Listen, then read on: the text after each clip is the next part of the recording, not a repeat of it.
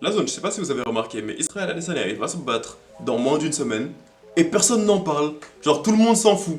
Vous trouvez pas ça bizarre? D'habitude, lorsqu'il y avait une fight week de Adesanya, genre tout le monde en parlait, tout le monde était en mode wow, en fin de semaine, Adesanya se bat, Adesanya se bat. Après, il y avait la conférence de presse, genre il y avait la hype qui se créait, qui montait et tout. Mais là, on est quoi? On est samedi, donc ça veut dire qu'exactement dans une semaine, il y aura le combat entre Adesanya et Dricus du Plessis.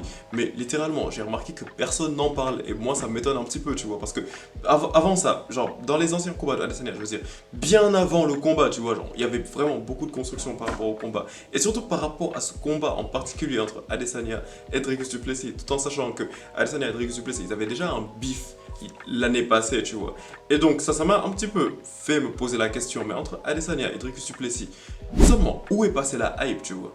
Et c'est de ça que l'on va parler aujourd'hui. Mais comme d'habitude, avant que l'on aille plus loin, je te conseille vraiment de t'abonner à la zone parce que, à ce qui paraît, si tu ne le fais pas, Dricus du Plessis va venir chez toi pour t'embrasser à 2h du matin, ce que je ne veux pas trop que tu vives. Et donc, le premier point que je pourrais trouver intéressant de souligner, c'est tout simplement le fait que le beef, j'ai l'impression qu'il a un petit peu expiré. Et là, je vais m'expliquer, genre, pour que tu comprennes pourquoi, selon moi, il a expiré. C'est tout simplement parce que la raison du beef entre Adesanya et Dricus du Plessis de base, c'était quoi? C'est tout simplement parce que Adesanya, tu vois, il était champion et africain, genre, on va pas se mentir, il était champion et il est né en Afrique. Et après, il y avait Dricus du Plessis qui venait après qui disait non, en fait, moi je vais prendre la ceinture et je vais devenir le premier champion africain, genre né en Afrique et qui s'entraîne en Afrique et tout. Après, Adesanya était en mode quoi? Lui raconte quoi? Genre, à quel moment il va être le premier champion africain alors que moi je suis champion et je suis africain, tu vois? Et donc, ça, c'est la raison pour laquelle Dricus du Plessis et Adesanya, il y avait un beef entre les deux, tu vois? Parce qu'Adesanya était en mode non, tu vas pas venir me dire que tu vas être le premier champion africain alors que je suis africain. Et en ce moment, tu vois, un point qui est vraiment important à prendre en compte, c'est qu'à ce moment-là, Adesanya, il était champion, tu vois.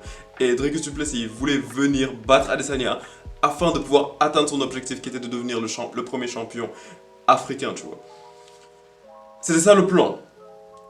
Sauf que, d'un coup, Dricus du Plessis s'est blessé et Sean Strickland, il est venu. À 2 semaines de préparation, il a battu Adesanya, ce qui n'était pas du tout prévu. Pas du tout prévu. Et donc, Sean Strickland est devenu champion. Et ensuite, tu connais la fin de l'histoire, Sean Strickland s'est fait battre par Dricus du Plessis.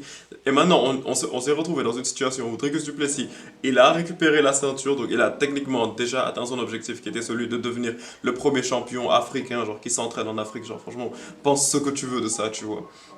Et maintenant, on est un petit peu dans la situation contraire, en mode c'est Adesanya qui veut venir récupérer la ceinture à Dricus.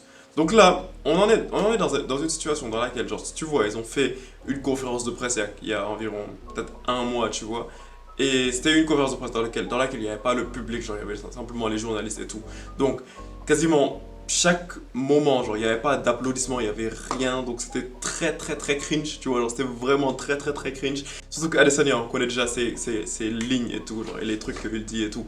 Souvent c'est très cringe, et là c'était encore plus cringe. Genre leur face-off, il était tellement gênant, il y a un moment j'ai cru qu'ils allaient s'embrasser sérieusement.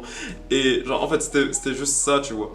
Donc maintenant, ça, c'était le premier point, genre, c'était le point selon lequel, selon moi, genre, j'ai l'impression que le bif, il a expiré en partie tout simplement parce que ça a trop duré, tu vois, genre, ça fait littéralement un an que l'on attend. Si c'était l'année dernière, j'ai l'impression que le combat, il serait bien plus anticipé que maintenant, tu vois, parce que si c'était l'année dernière, juste après le moment où Adesanya il est entré dans la cage, après qu'il a commencé son pif avec Dricus du Plessis, et quand Dricus du Plessis partait sur les plateaux, et après il disait ouais non, je vais être le premier vrai champion, et que Dricus du Plessis il avait la hargne et tout, là on aurait été bien plus hypé que maintenant, tu vois.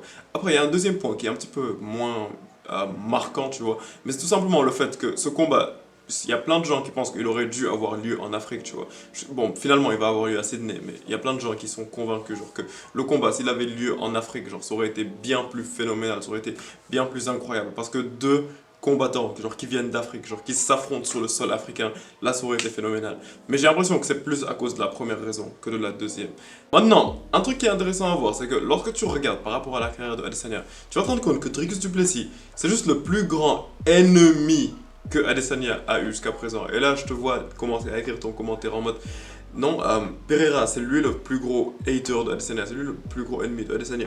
Mais lorsque tu regardes bien entre Adesanya et Pereira, même si parfois il y a eu un petit moment de trash talk et tout, genre dans la conférence de presse de l'UFC 287 et tout, mais il y a toujours eu vraiment un respect entre les deux, tu vois.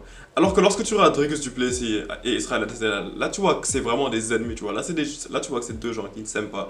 Et c'est là que je me dis quand même que l'UFC, elle devrait peut-être plus s'investir, tu vois, surtout maintenant, tu vois, genre pour nous faire genre comprendre qu'il y a vraiment de la haine entre les deux et genre pour essayer de nous vendre le combat, tu vois. Après peut-être je suis en train d'exagérer parce que genre là on est samedi, donc à partir de lundi seulement, la Fight Week elle va commencer, donc ça veut dire que il y aura un petit peu les préparatifs, genre il y aura les UFC Embedded et tout ça, donc ils vont un peu plus commencer à tourner autour de cela, tu vois.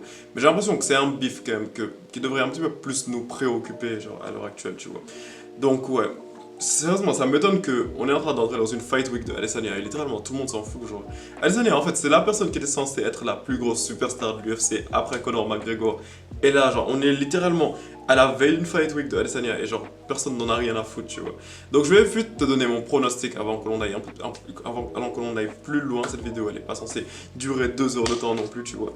Donc, pour mon pronostic par rapport au combat entre Israël Adesanya et Dricus du Plessis, tu sais, je suis un gros fan d'Adesanya, je vais pas te mentir. Bon, je vais rester, je vais pas être biaisé cette fois-ci. Cette fois-ci, j'ai les pieds sur terre. J'ai les pieds sur terre.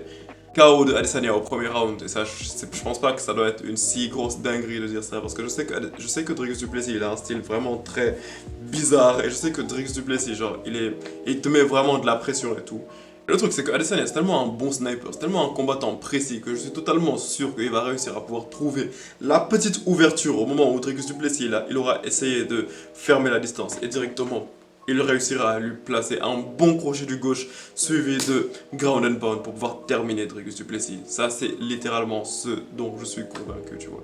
Et sérieusement, ma santé mentale dépend de ce combat, donc Adesanya, par pitié, réussi. Mais bon, c'est tout ce dont je voulais te parler aujourd'hui. Donc, comme d'habitude, si ce genre de vidéo te plaît, je te conseille tout simplement de t'abonner à la zone, par dans l'espace commentaire et dis-moi ce que tu penses de ce combat et tout simplement de la hype qu'il est censé avoir par rapport à ce combat. Comme d'habitude, je suis pressé de te lire et on se capte bientôt pour une prochaine vidéo, la famille. Peace out.